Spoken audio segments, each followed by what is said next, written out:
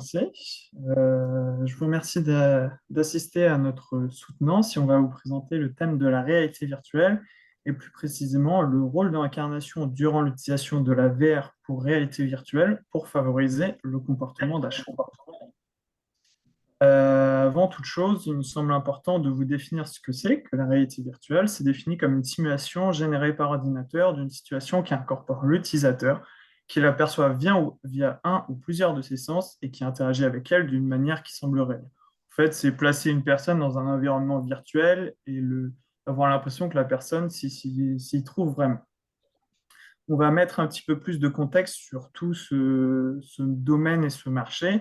Et en fait, on peut dire que le domaine de la réalité virtuelle, même si c'est un domaine qui est assez ancien, il a surtout explosé en 2016 avec le rachat de la marque Oculus Rift, qui est la plus grande marque établie dans le domaine des casques de réalité virtuelle, par Mark Zuckerberg, patron du groupe Meta, pour 2 milliards de dollars. On peut voir que c'est un marché qui est en pleine expansion depuis des années. Et concernant l'évolution de l'investissement en milliards de dollars, il a presque fait un x10 en l'espace de 4 ans, ce qui est vraiment énorme. Et c'est un marché qui est vraiment ancré dans l'actualité, notamment avec tout ce qui concerne les nouvelles technologies, l'IA, etc., etc. Ce qui à la base était un secteur plutôt orienté, on peut passer à la prochaine slide, ce qui était plutôt orienté uniquement pour un petit peu un secteur de geek concernant les jeux vidéo, etc. Ça s'est démocratisé sur beaucoup plus de secteurs, c'est plus du tout niche. Maintenant, on peut l'utiliser pour l'apprentissage, que ce soit en école, la visite de biens immobiliers, et nous, ce dont on va se concentrer dans un cadre commercial. Alors, nous allons aborder l'utilisation de la VR tout au long du parcours d'achat, du pré-achat au post-achat. Euh, Tu peux passer, s'il te plaît. Du coup, notre problématique est la suivante. Donc, comment les motivations des participants à utiliser la VR durant la phase de pré-achat peuvent impacter leur motivation intra-expérientielle. Donc, cette étude va s'appliquer sur les jeunes Français âgés entre 18 et 34 ans. Donc, nous vous expliquerons plus tard comment nous l'avons choisi. Pour ce qui est du plan de cette présentation, on va déjà recommencer sur une revue de littérature en vous présentant les motivations en fonction du parcours d'achat, donc pré-expérientiel, intra et post. Ensuite, on va vous présenter notre problématique, notre modèle conceptuel qu'on a pu établir, notre étude quantitative qu'on a menée pour étudier notre modèle conceptuel. Ensuite, on va passer aux implications managériales, au modèle conceptuel mis à jour après notre étude, et enfin les conclusions. Donc voici Donc les là, références bibliographiques que nous avons utilisées. Et donc on va commencer tout de suite avec les motivations pré-expérientielles. Donc voici le modèle conceptuel issu de mon article. Donc nous allons tout d'abord nous concentrer sur la partie pré-expérientielle de ce modèle. Donc cette partie, elle est composée de 4 variables. La motivation de comprendre, qui représente le désir de l'utilisateur d'avoir des réponses à ses questions ou d'apprendre de nouvelles informations. La motivation d'expérience, qui reflète le désir des consommateurs de recevoir une gratification expérientielle de l'expérience VR, soit de l'évasion, du divertissement, des désirs d'aspiration ou de contrôle. Ensuite, la motivation d'agir, qui reflète les désirs des consommateurs de faire des choses par le biais de la VR, donc d'agir. Et enfin, la motivation de socialiser, qui reflète les désirs des consommateurs d'obtenir une gratification sociale basée sur la VR, notamment en interagissant avec ou en jouant avec contre d'autres personnes. Donc, cette étude sur le tourisme examine les effets positifs de la réalité virtuelle sur la volonté de visiter une destination réelle. Donc, en se basant sur 3 variables clés, donc la téléprésence, l'imagerie mentale et la prédiction de la joie du consommateur. Donc, aussi la prévision affective, dont vous avez la définition sur la diapositive. Donc, en comparant les résultats du groupe ayant visionné une publicité en VR à ceux du groupe ayant visionné une publicité en 2D, les scientifiques, ils ont constaté que les personnes n'ayant pas encore voyagé vers la destination ou qui ne la connaissent pas sont plus réceptibles à la VR. En revanche, les personnes ayant déjà visité la destination sont moins enclins à poursuivre leur acte d'achat avec la VR. Donc, au sein de cette expérience, les utilisateurs recherchent diverses valeurs ajoutées, notamment le divertissement qui constitue leur principale attente. On va maintenant passer aux motivations intra-expérientielles avec deux concepts qui sont très clés et qui ont été développés dans plusieurs de nos modèles conceptuels. On va commencer avec celui de la T-présence, qui représente l'état mental dans lequel l'utilisateur a l'impression de physiquement exister dans un environnement virtuel. Il s'agit d'un des éléments clés de l'explication de l'implication des utilisateurs de la réalité virtuelle dans un contexte intra-expérientiel, avec notamment l'immersion dont on va vous parler juste après. Comme on peut le voir dans le modèle conceptuel, il s'agit de la téléprésence et de l'immersion qui en fait vont avoir un impact directement sur l'expérience consommateur ou utilisateur. Ils le définissent de la même manière dans l'article. Et ces deux concepts sont ce qui vont impacter directement l'efficacité de la phase intra-expérientielle et donc in fine de l'achat. Pour en revenir du coup à la deuxième variable qui est l'immersion, on peut la définir avec l'article comment la VR affecte les choix des consommateurs, comme l'immersion, c'est quelque chose de basé sur les cinq sens, mais majoritairement la vue, le toucher et l'ouïe dans le cadre de la VR. On peut définir du coup l'immersion comme le degré de réalisme et son ressenti de ces cinq sens par l'utilisateur.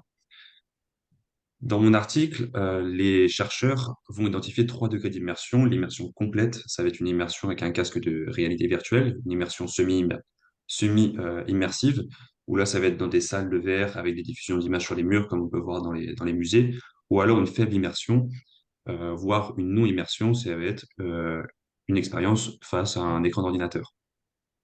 Pour comprendre cette immersion, ce degré, si elle est impactante pour l'utilisateur, les chercheurs ont donc mené une étude avec un groupe avec un casque de réalité virtuelle et un autre devant un écran d'ordinateur. Et ils ont pu trouver comme résultat que en utilisant la réalité virtuelle, ça va permettre d'accroître la variété des produits qui peut être recherchée dans le commerce et aussi une immersion complète va rendre le consommateur moins sensible au prix. Et donc, on peut décrire que l'utilisateur, en utilisant la réalité virtuelle, va avoir un degré d'engagement supérieur à une expérience basique, comme on peut le voir. Donc on va revenir sur le modèle conceptuel de mon article où on va pouvoir voir l'impact des variables pré-expérientielles, donc qu'on a déjà vu, sur la partie intra-expérientielle.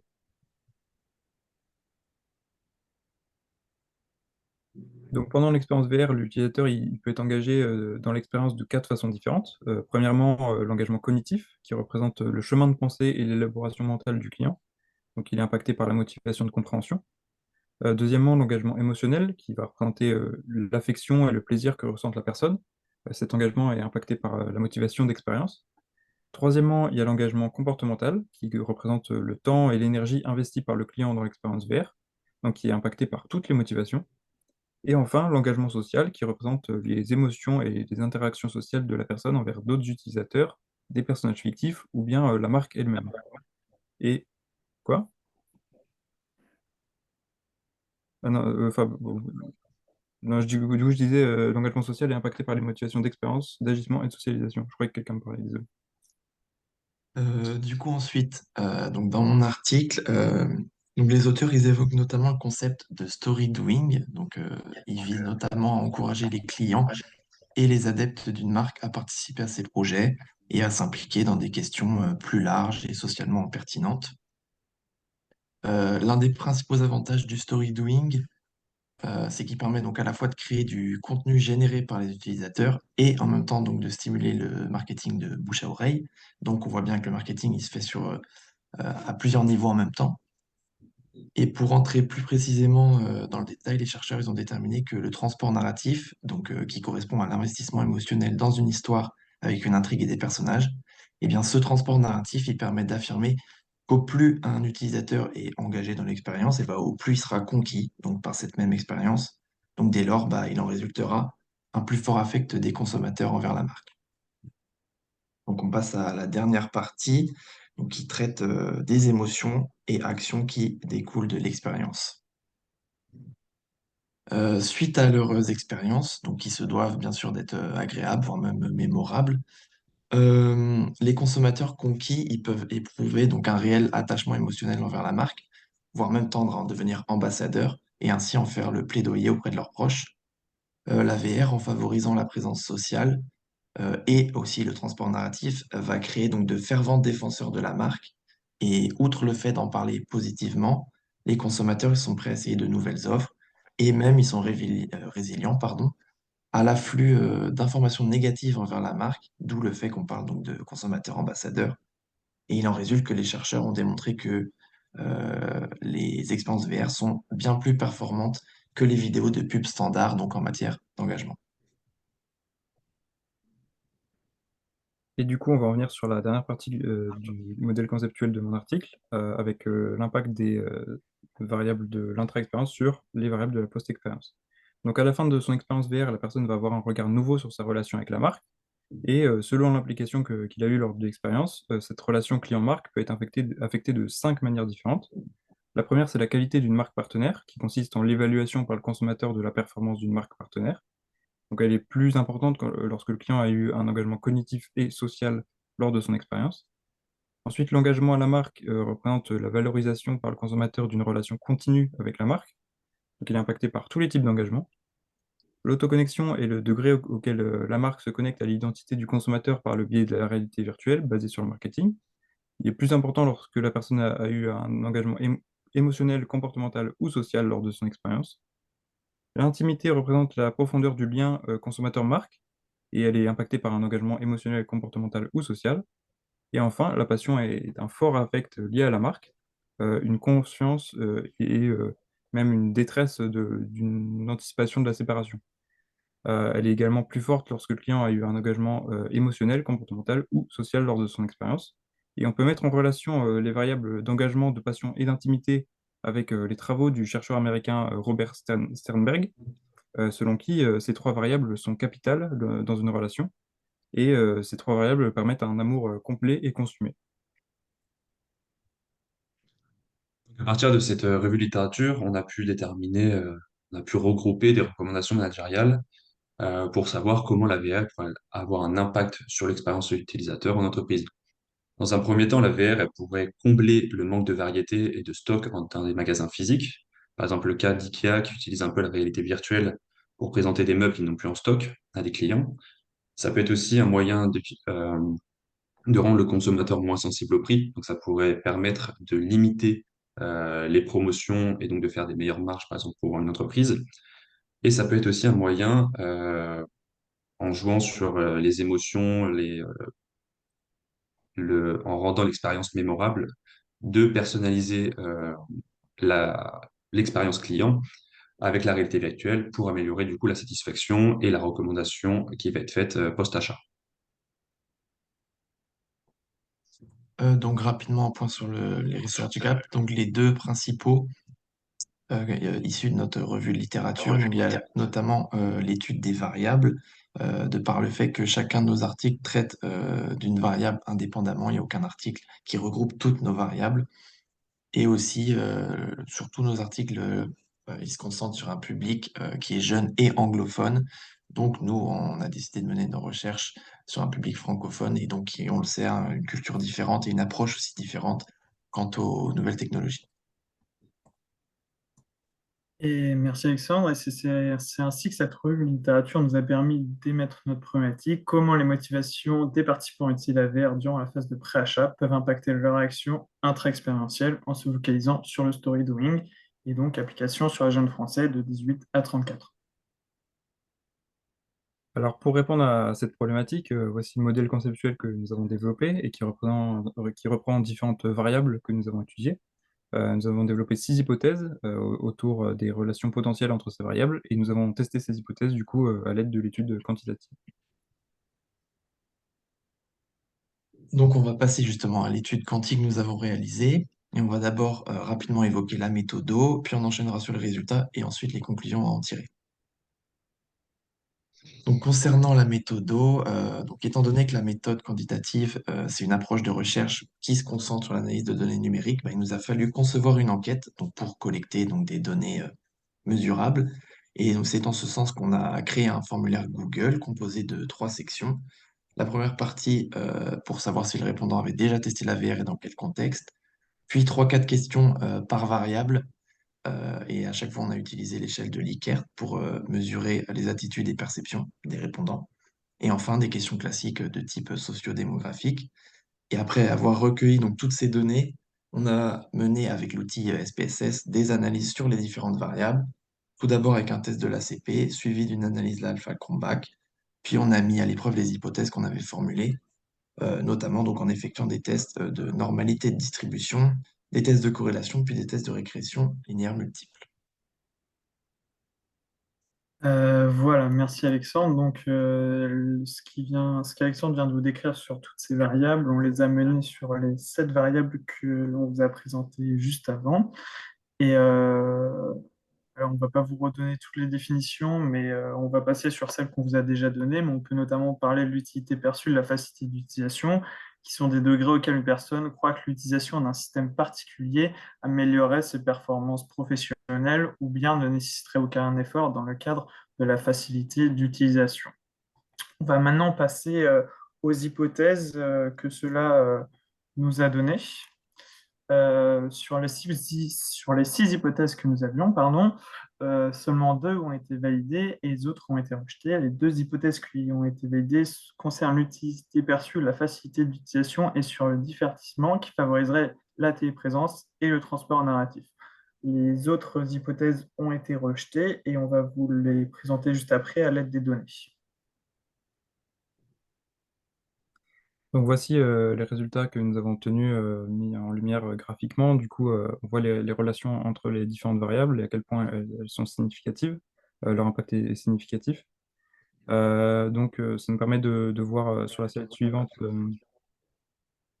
la mise en lumière de quelle hypothèse est validée ou non. Donc on voit que, du coup, comme on l'a dit, seules 2 hypothèses sur 6 ont été validées et les autres ont été rejetées.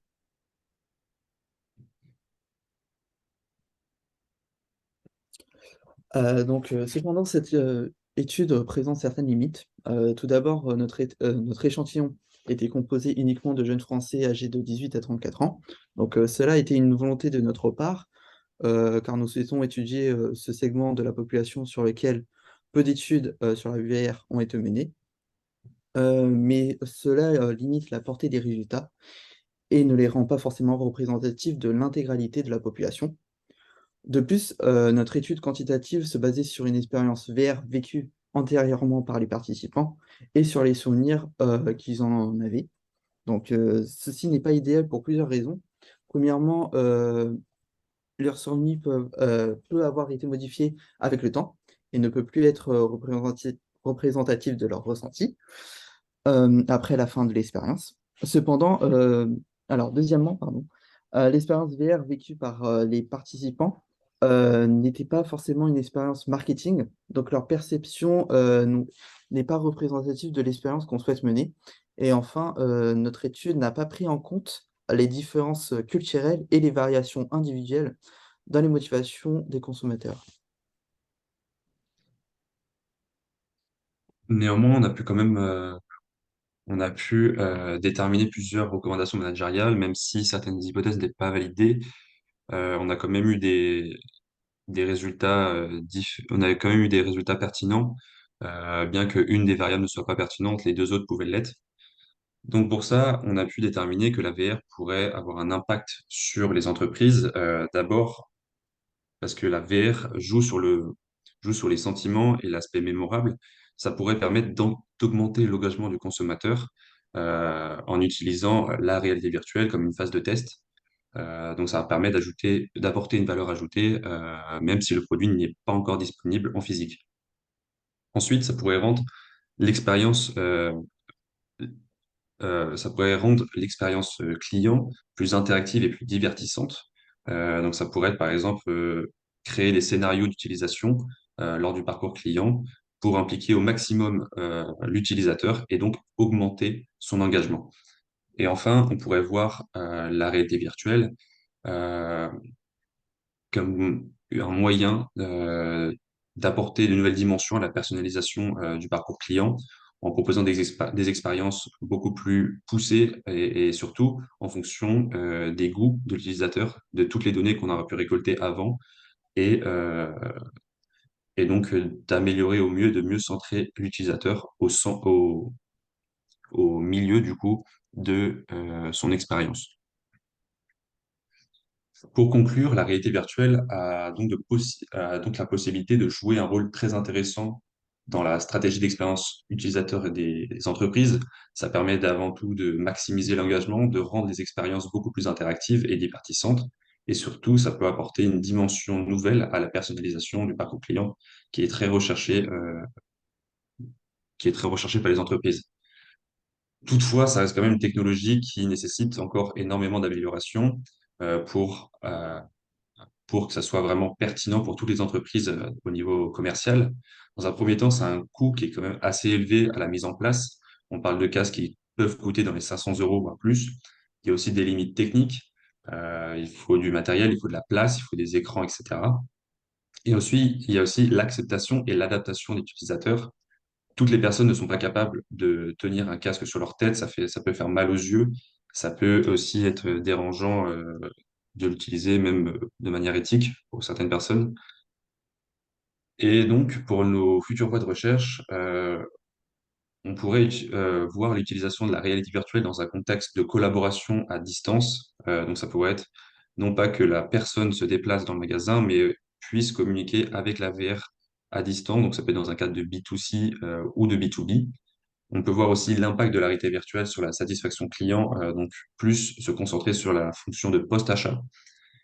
Et enfin, on pourrait étudier l'impact de la combinaison de la réalité virtuelle et de la réalité augmentée sur l'expérience client, puisque la réalité virtuelle est quand même quelque chose d'assez coûteuse, à la différence de la réalité augmentée qui nécessite pas forcément de moyens techniques aussi poussés que la réalité virtuelle. Donc Merci. merci. Et puis si vous avez des questions On sera sur la ravis d'y présentation. répondre. Merci pour votre présentation.